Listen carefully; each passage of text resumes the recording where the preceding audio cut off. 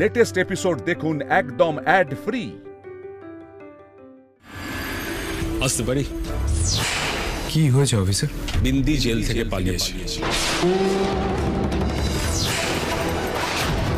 কি বলছেন আপনি এসব? হ্যাঁ, গতকাল রাতে খাবার সার্ভ করার সময় ও 3 জন জেল গার্ডকে জখম করে পালিয়েছে।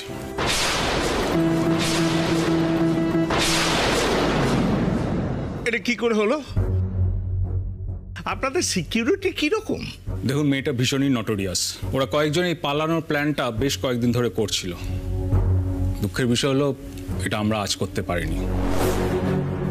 আমার ধারণা বিন্দি কিন্তু আপনাদের এত সহজে ছেড়ে দেবে না, বিশেষ করে মল্লারবাবু আপনাকে আর রঞ্জা ম্যাডামকে। ও রিভেঞ্জ নিতে এখানে ঠিকই আসবে, তাই আপনাদের প্রত্যেককে বলছি চোখ কান খোলা রেখে থাকবেন। আর এদিক ওদিক কিছু যদি দেখেন সঙ্গে সঙ্গে আমাদের জানাবেন। কি সর্বনেশে ব্যাপার! ওই ডাকাত মেয়ে যদি এ বাড়িতে ঢোকে তাহলে তো আমাদের সংসারটা ছাড়খাড় করে দেবে রে সুকুমার। আমার বড্ড ভয় করছে। দেখুন, অতটা ভয় পাওয়ার কিছু নেই। আমরা দুজন পুলিশ সিভিল ড্রেসে এখানে সবসময়ের জন্য রেখে যাচ্ছি, আপনারা একটু সাবধানে থাকবেন। ওকে মল্লারবাবু, আজকে আসছি। Thank you officer. ওয়েলকাম। চলো। ব্যাপারটা কিন্তু ভালো হলো না। এখন কি হবে বলো তো? কিছুই হবে না হির। আসুক বিন্দি, আমিও দেখি ও ঠিক কি করে। এবার আমি ওকে উচিত শিক্ষা দেব। না না, আমি বলি কি, দেখ দুজন পুলিশ তো থাকবে, আমার মনে হয় অতটা ভয় পাওয়ার কিছু নেই। ভয়ের নিশ্চয়ই আছে। শুনতে পেলে না কি বললো পুলিশ? ওই মেয়ে 3 জন পুলিশকে জখম করেছে। এখানে 2 জন পুলিশ নিয়ে কি করব আমরা? ও আমাদের অনেক বড় ক্ষতি করে দিতে পারে। আমি কোনোভাবে রিস্ক নিতে পারবো না। বিশেষত রঞ্জাকে নিয়ে তো আমি রিস্ক নেবই না। রঞ্জাকে আগেও মারতে চেয়েছে, তারপরেও না না না, আমি রঞ্জাকে এখানে কিছুতেই রাখতে পারবো না।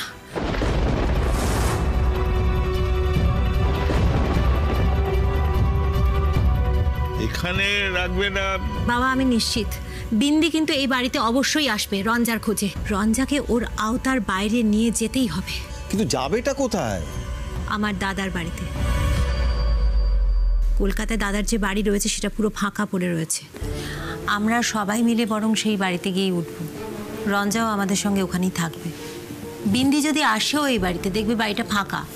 আর আমরা যে ওই বাড়িতে যাচ্ছি সেটা তো এখানকার কেউ জানে না আমরা ছাড়া। মা, তুমি শুধু শুধু ভয় পাচ্ছ। আরে আমি তো বলছি। তুমি চুপ করো তো মল্লার। আর একটাও কথা তুমি বলবে না। এখনো অনেক কাজ বাকি আছে বিয়ের। নানান রকম চিন্তা নিয়ে আমি শুভ কাজ করতে পারবো না। দরকার হলে আজই আমরা এই বাড়ি ছেড়ে চলে যাব দরকারি জিনিসপত্র নিয়ে। শোনো মল্লার, তুমি রঞ্জাকে গিয়ে বলে দাও, যাও।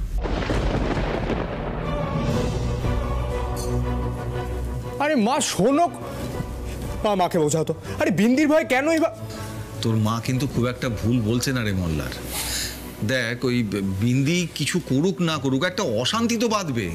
আচ্ছা, তুই কি রঞ্জাকে নিয়ে আর কোনো রিস্ক নিতে চাস? মল্লার দা শোনো,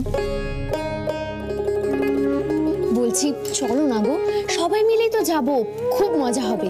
আর একটু বেড়ানো হয়ে যাবে, চলো না। হ্যাঁ মানে মল্লার দা, বলছিলাম যে দেখো হাওয়া বদলও হবে, একটু যাওয়াই যাক না? হ্যাঁ হ্যাঁ হ্যাঁ, চলো না সবাই, খুব মজা হবে। সবাই মিলে যাওয়া যাক, কি বলো? হ্যাঁ যাওয়া যাক, ঠিকই বলেছিস। চল পানসি কলকাতা।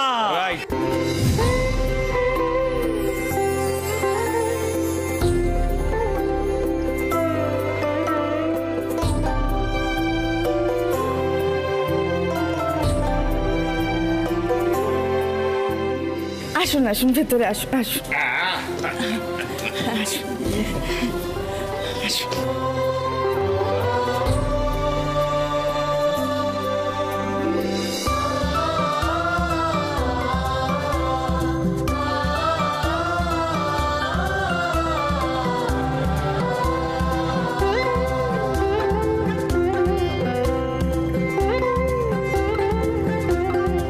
বাবা, আপনি বসুন। হ্যাঁ বসবো তো নিশ্চয়ই।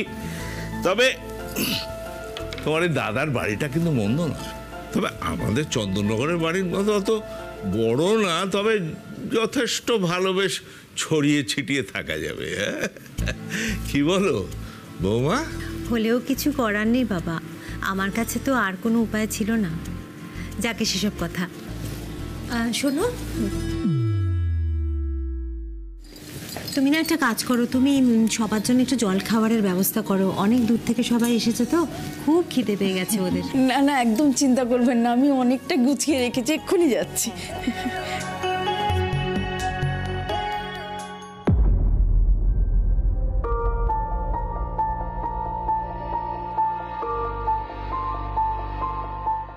পিলু, কি ভাবছো? না মানে আমি ভাবছি আমরা সবাই তো ওই বাড়ি ছেড়ে চলে এলাম, তা সেটা কি ঠিক হলো? হ্যাঁ পিলু, আমিও সেটাই ভাবছি। আমারও মনটা সায় দিচ্ছিল না ও বাড়ি ছেড়ে আসতে। মন তো আমারও সায় দিচ্ছে না রঞ্জা। কি করবো, মানে অন্য কোনো অপশন তো ছিল না। বলো না না, বিন্দি যে কি সাংঘাতিক একটা মেয়ে, আমি চাই না রঞ্জার মল্লারে আরো কোনো ক্ষতি করুক। কাকিমা যে সিদ্ধান্ত নিয়েছে একদম ঠিক সিদ্ধান্ত নিয়েছে। আমি শাশুমার দিকটা বুঝতে পারছি, কিন্তু এত কিছু করার কি কোনো দরকার ছিল? দরকার ছিল রঞ্জা। তুমি, পিলু, মল্লা, রাহির, তোমাদের এখন অল্প বয়স, রক্ত গরম, তোমরা অনেক কঠিন কঠিন পরিস্থিতি অন্যরকমভাবে সামলাতে পারো, কিন্তু আমাদের কথাটা একবার ভাবো। আমাদের তো বয়স হচ্ছে, মা হয়ে সন্তানদের বিপদ জেনেও কি করে আমি চুপ করে থাকি বলো তো? একদম ঠিক কথা। সব জায়গায় গিয়ে গায়ের জোর দেখিয়ে মাস্তানি করে কোনো লাভ নেই। আরে ওই মেয়ে তো কখন যে কি করে বসবে কে বলতে পারে। যাকে রিস্কটা না নিই ভালোই হয়েছে। যাকে আমরা আপাতত একটু সবাই মিলে একটু ফ্রেশ ট্রেশ হয়ে নিই, একটু বিশ্রাম টিশ্রাম তো করতে হবে নাকি, এখনো অনেক আচার অনুষ্ঠান বাকি আছে। আমি জানি এর মধ্যে আর কোনো ঝামেলা টামেলা কিছু হোক। ছোট বৌমা, তুমি একটা ফোন করে দেখো তো সুকুমার কদ্দূর। হ্যাঁ হ্যাঁ, আমি করছি। ধর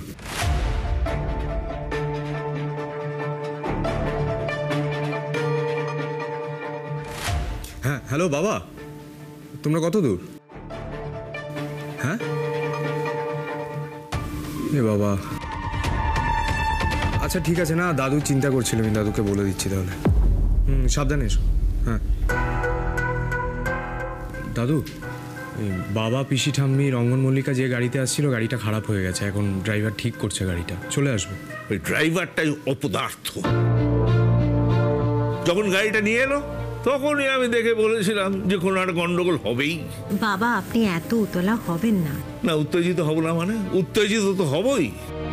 আমরা সব একসঙ্গে আসছিলাম এই নতুন বাড়িতে, বেশ একসঙ্গে এসে ঢুকবো, বসবো, তা না গাড়ি খারাপ করে বসে রইল। ঠিক আছে, ওরা জানিয়ে দিয়েছে তো বাবা।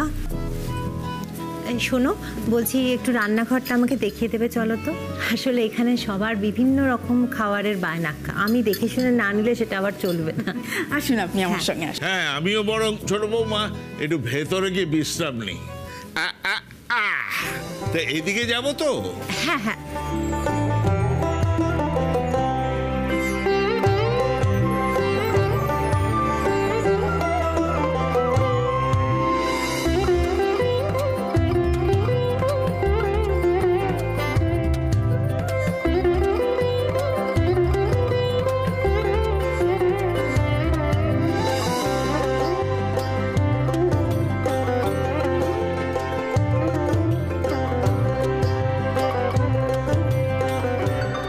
এই যে কি ব্যাপার, হ্যাঁ খুব গল্প হচ্ছে নাকি? এরকম কেন বলছো? নতুন বই একটু গল্প করতে দাও না মল্লারদা, এসব গল্প টল্প না পরে করবে। দেখেছো ওস্তাদজি, দুজনে মিলে এমন গল্পে মত্ত হয়েছে আমার কোনো কথাই শুনছে না। দেখো, আমরা বাড়ি পাল্টেছি, কিন্তু হিসাব মতো দেখতে গেলে এটা বরের বাড়ি, আর বরের বাড়িতে বউ এসেছে। এইসব গল্প টল্প না সব পরে হবে, একেবারে ফুল সজ্জাতে। তোমার বউ এখন আমাদের কবজায়। এই আবার কি কথা? মানে আমার বউকে আমার কাছে কেড়ে নিচ্ছে? একদিনের জন্য কেড়ে নিতেই হবে। আর তাছাড়া সকাল সকাল তুমি যে রঞ্জাকে দেখেছো না, এটাই অনেক, বুঝেছো? আজ কাল রাত্রি কেউ কারোর মুখ দেখবে না, আমি কিন্তু আগে থাকতে বলে দিলাম। পিলু একদম ঠিক কথা বলেছে। মল্লার রঞ্জা, তোমাদের দুজনকেই আমি বলছি, এর আগে অনেক ঝামেলা হয়েছে, অশান্তি হয়েছে। আমি চাই না আর কোনো রকম নিয়মের ত্রুটি বিচ্যুতি হোক। বিয়ের মতন একটা শুভ অনুষ্ঠানে অশুভ কিছু হোক আমি একদম চাই না। আচার অনুষ্ঠান সব যেন ঠিকভাবে পালন করা হয়।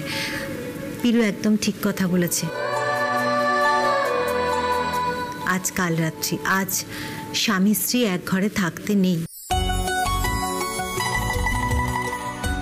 আমি জানি তোমরা অনেকদিন পর একসাথে হয়েছে, একটুখানি কথা বলবে, গল্প করবে, দেখা করবে, খুব ইচ্ছে করছে হয়তো। কিন্তু মল্লার, আজকের দিনটা এই নিয়মটা কিন্তু মানতেই হবে। ঠিক আছে, কি আর করবো। তোমাদের এই নিয়ম কানুনের চক্করে মনে হচ্ছে আমি মারা পড়বো। বাবা, ভাই তো দেখছি আর তর্স হয়েছে না। আচ্ছা আচ্ছা, এবার আমরা ভেতরে যাই। চল পেলু, তুমিও চলো। হ্যাঁ চলো চলো চলো।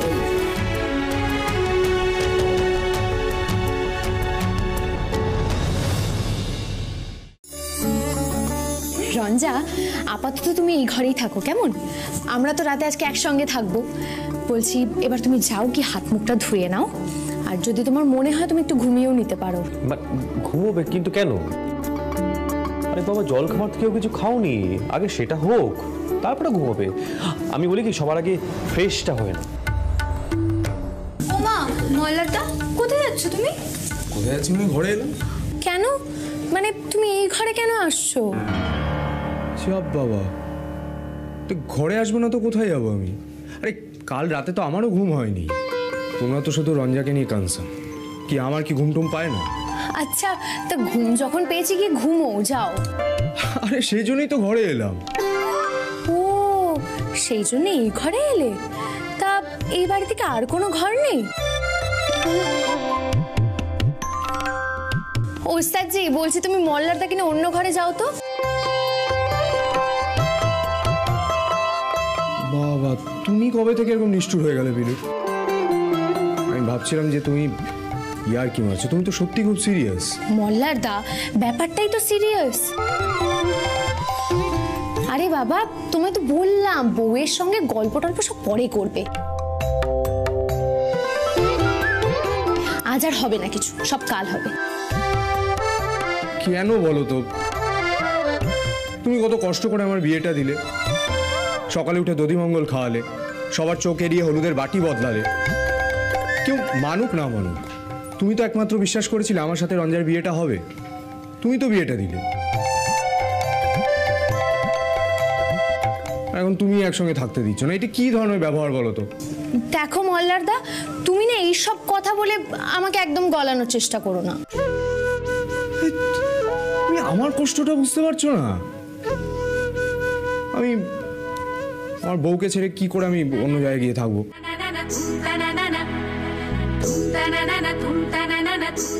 হ্যাঁ হ্যাঁ, সেই তো ডিভোর্স পেপারে এদিকে সই করে দিতে পারলো, আর এখন বলছে যে বউকে ছেড়ে আমি অন্য জায়গায় কি করে থাকবো। বাহ রঞ্জা, এইসব পুরনো কথা কেন টেনে আনছো? কথায় বলে শেষ ভালো যার সব ভালো। আর ফাইনালি বিয়েটা হয়েই গেছে, এখন এসব কথা বলে কি লাভ হবে?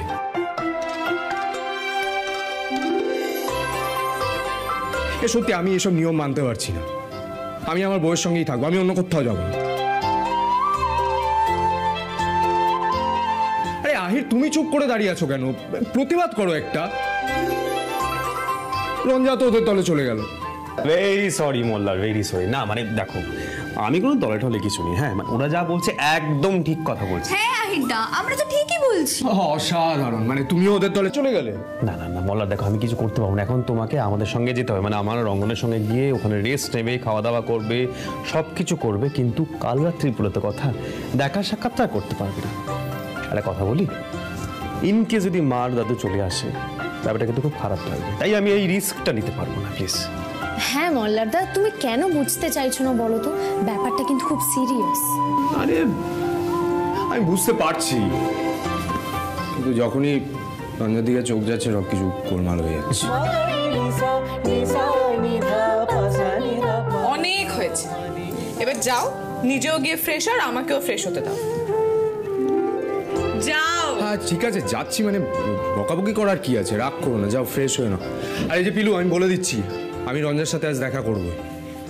না মল্লারদা, আজ কিছুতেই রঞ্জার সঙ্গে দেখা করা যাবে না, কারণ আজকে কাল রাত্রি। সে তুমি যাই বলো, আমি আমার বইয়ের থেকে কিছুতেই আলাদা থাকবো না। আমি এই নিয়ম মানছি না, মানবো না। ঠিক আছে, তাহলে আমিও দেখে নেব তুমি কিভাবে রঞ্জার সঙ্গে দেখা করো। তাই তো রাই, আমরা সবাই মিলে আজ রঞ্জাকে পাহারা দেব। ঠিক আছে, আমিও চ্যালেঞ্জ নিলাম, আমি রঞ্জার সাথে আজ দেখা করবো। এবার চলো। তুমি চুপ করো। অভিমান। রঞ্জা, আমি যা বুঝছি তাতে মল্লারদা আজ তোমার সঙ্গে দেখা করবে, কিন্তু তুমি এই নিয়মটা কিন্তু ভাঙতে দিও না, কেমন? না না, আমি তো তোমাদের দল। ওকে দেখা করতে চাইলেই আমি দেখা করব নাকি? খুব তো ডিভোর্স দিয়ে দিচ্ছিল, আমিও আজ দেখা করব না, বুঝবে মজা।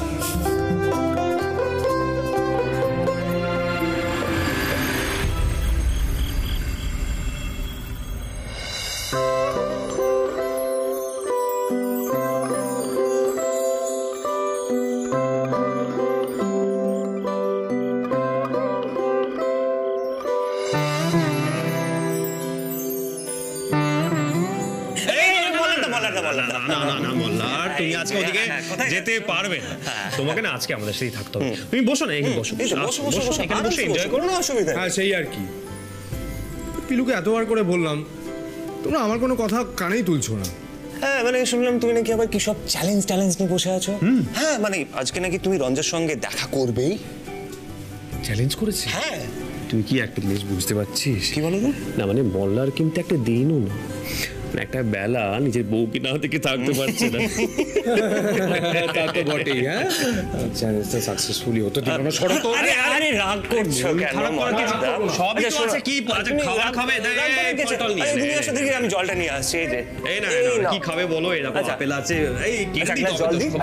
আচ্ছা ঠিক আছে, জল না। আচ্ছা ঠিক আছে, পুরোটা দিয়ে দাও। হ্যাঁ এই ছুরি নিয়ে আয় না। না কি খাবে বল? কি হচ্ছে কি? আরে তোমার কিছু তো খাবে। রঞ্জা, এই যে মল্লারদা চ্যালেঞ্জটা নিল যে আজকে তোমার সঙ্গে দেখা করবে, সেটা কিন্তু আমরা হতে দেব না। এই আমরা সবাই রয়েছি, আমরাও দেখব কি করে মল্লারদা আসে। আরে দূর, ছাড়ো তো ওর কথা। ওসব চ্যালেঞ্জ কিচ্ছু না, ওসব কিচ্ছু করতে পারবে না। তাছাড়া আমি তো বলেই দিয়েছি যে আমি যাব না দেখা করতে, আমি বাবা এসবের মধ্যে নেই। আচ্ছা শোনো না, বলছিলাম যে এই যে মানে একসঙ্গে না সবাই মিলে বসাটা হলো না, না তাহলে আড্ডাটা বেশি ভালো হতো। মানে কিরম ছাড়া হয়ে গেল ব্যাপারটা। সেটাই তো বৌদি। আচ্ছা দাদা আর আহিরদাকে ডাকলে কেমন হয়? ওহো, মল্লারদা তো তাহলে একা পড়ে যাবে, সেটা কি ঠিক হবে বলো? না, মল্লারদা তাহলে পুরো একা হয়ে যাবে, সেটার দরকার নেই, বরং ওরা ওখানেই থাকুক, আমরা এখানেই থাকি। কিন্তু পিলু, এরকম শুকনো আড্ডা ভালো লাগে নাকি?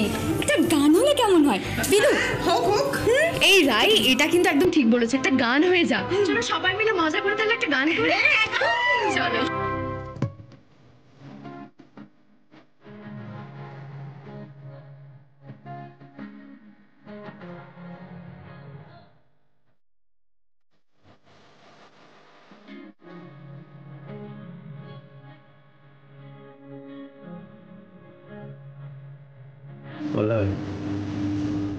ওরা গান ধরেছে। এতদিন এত ঝামেলার মধ্যেও পিলু কিন্তু গান গেয়েছে, কিন্তু আজ একটু অন্যরকম লাগছে না? সত্যি,